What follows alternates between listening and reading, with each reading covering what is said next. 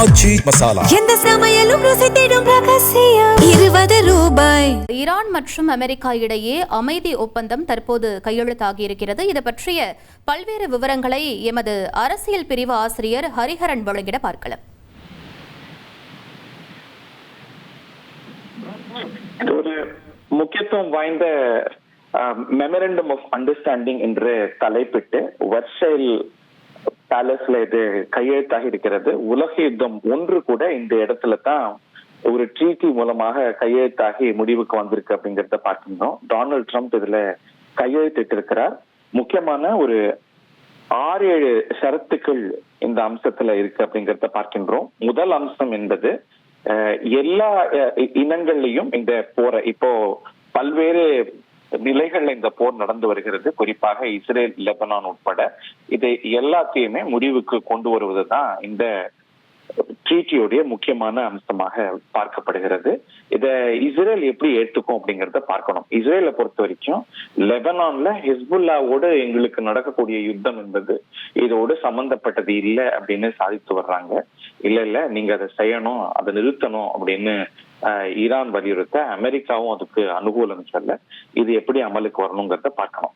இன்னொரு முக்கியமான அம்சம் நாடுகளுடைய இன்டர்னல் அஃபேர்ஸ், அவங்களுடைய உள் விவகாரங்கள்ல யாரும் தலையிடக்கூடாது என்ற அம்சம் இருக்கிறது. ஏனென்றால் இந்த போரை தொடங்கும் போது ஈரான்ல ஆட்சி மாற்றம், அமைப்பு மாற்றம் அப்படிங்கிற இலக்கோடு டொனால்ட் ட்ரம்ப் இதை தொடங்கினாங்கிறத பார்க்கணும். அதை மதிக்கணும் அப்படிங்கிறது இன்னொரு முக்கியமான அம்சம். இன்னொன்னு 60 நாள் இத ஒரு முழுமையான டீல கொண்டு வர்றதுக்கு 60 நாள் கொடுக்கப்பட்டிருக்கிறது. அதுல தான் முக்கியமான பேச்சுவார்த்தைகளே நடைபெற போகுது. ஈரான் ஏற்கனவே அவங்களுடைய அணுசக்தி திட்டத்தை எப்படி முடிவுக்கு கொண்டு வர போறாங்க என்ற அம்சங்கள்லாம் இந்த 60 நாள் பேச்சுவார்த்தையில தான் நடைபெற போகுது அப்படிங்கறத நம்ம பார்க்கின்றோம். அதே போல அமெரிக்காவுடைய பிளாக்கெட், இப்ப ஈரான் ஏற்கனவே ஸ்ட்ரெய்ட் ஆஃப் ஹார்முஸ்ல ஒரு பிளாக்கெட் கொண்டு வந்திருக்கிறது. அதற்கு பதிலாக அமெரிக்கா பிளாக்கெட் கொண்டு வந்திருக்கிறது. அதோடைய விளைவாகத்தான் இந்திய மாலுமிகள்லாம் தாக்கப்பட்டாங்கிறத பார்க்கின்றோம். அது முடிவுக்கு கொண்டு வரப்படுகிறது. 2 பக்கமும் போடப்பட்டிருக்கக்கூடிய இந்த தடை, போக்குவரத்து தடை, ஹொர்முஸ்ல ஈரானால போடப்பட்டிருக்கக்கூடிய தடை, அமெரிக்காவால போடப்பட்டிருக்கக்கூடிய தடை என்பது முடிவுக்கு வருகிறது. இதன் விளைவாக ஹோர்முஸ் நீரிணை முழுமையாக திறக்கப்படுறதுக்கான ஒரு சூழல் உருவாகி இருக்கிறதுங்கிறத பார்க்கின்றோம். அதே போல ஈரான் எங்களுக்கு இழப்பீடு வேணும், நட்டத்தை கையாளுறதுக்கு இழப்பீடு வேணும்னு கோரி வந்தாங்க. அதுக்கு $300 பில்லியன் அளவுக்கு இந்த அவங்களுக்கு ரீகன்ஸ்ட்ரக்ஷனுக்கு, ஈரான் இந்த அமெரிக்க தாக்குதலாக பெருசா பாதிக்கப்பட்டிருக்கு, அதுக்கு $300 பில்லியன் அளவுக்கு ஒதுக்கீடு செய்யப்பட்டிருக்கிறது. அதே வேளையில இது அமெரிக்கா நேரடியாக கொடுக்காது அப்படிங்கிற ஒரு தகவலும் வருகிறது. அது எப்படி வர்றாங்கிறத பார்க்கணும். அதே போல இது அவங்களுடைய பெர்ஃபார்மன்ஸ் பேஸ் அப்படின்னு சொல்லியிருக்காங்க. ஈரான் எப்படி அவங்க ஒப்புக்கொண்ட சரத்துகள்லாம் செயல்படுத்துறாங்களோ அதற்கு ஏற்றா போல அவங்களுக்கு அவங்களுடைய முடக்கப்பட்ட ஆசெட்ஸ் எல்லாம் விடுவிக்கப்படும் அப்படிங்கிற தகவல் வருகிறது. ஈரான் மேல நிறைய சாங்ஷன்ஸ், பொருளாதார தடைகள் போடப்பட்டிருக்கிறது. அது முடிவுக்கு கொண்டு வர்றதுக்கான அம்சத்தை இந்த டீலானது குறிப்பிடுகிறதுங்கிறத பார்க்கின்றோம்.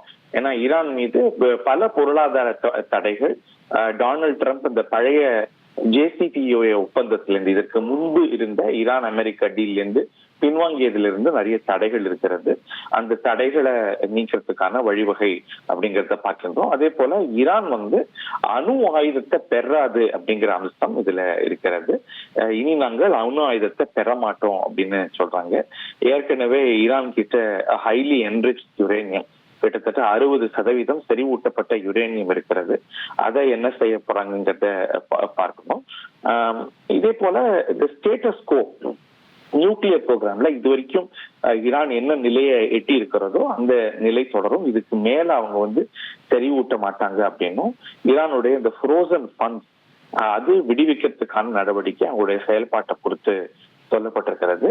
இப்படி நிறைய அம்சங்கள் இந்த டீல்ல இருக்கிறது. ஒரு முக்கியமான 6-7 ஷரத்துகள் அப்படின்னாலும் ஒரு 12-14 ஷரத்துகள் இருக்கிறது. டெவிலிஷ் இந்த டீட்டெயில்ஸ் சொல்லுவாங்க.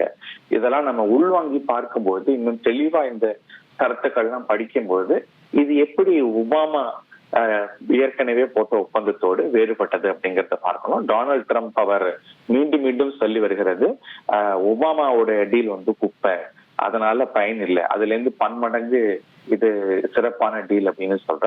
இதை நம்ம இன்னும் உட்சரத்துகள்லாம் தெளிவா உள்வாங்கும் போது இதோடைய அம்சங்கள் நமக்கு முழுமையா புரிய வரும். ரமேஷ் சொன்னது போல இது வந்து தொடர்ந்து பல மாதங்களாக உலக பொருளாதாரத்துக்கு அச்சுறுத்தல் விடுத்திருந்த அந்த விவகாரம் முடிவுக்கு வருகிறது. மெல்ல மெல்ல பொருளாதாரத்துல நம்ம வந்து இப்ப கச்சா எண்ணெய் விலை குறைவிலிருந்து அதோடைய எதிர் விளைவுகள் அப்படின்னு பல நல்ல விஷயங்களை நம்ம பார்க்க நேரிடும். எந்த சமையலும் ருசி தேடும் ரகசியம் 20 ரூபாய்.